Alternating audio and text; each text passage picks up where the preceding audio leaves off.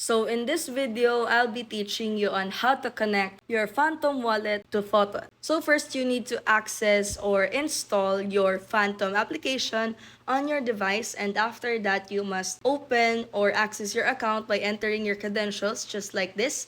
I have already logged in, and after that, just visit their website on Photon via photon-sol.tinyastro.io. So when you basically visit the Photon website, you will see the button which is the connect wallet. So it has the Phantom wallet logo beside. So basically when you click this one, it will redirect to this page, which is it will allow you to connect your Photon wallet onto your Phantom wallet. So it will look like this. So you just have to click on the connect for you to able to connect your Phantom wallet to Photon. So that's it. If you find this video helpful, don't forget to smash that like button and subscribe so you never miss a new video.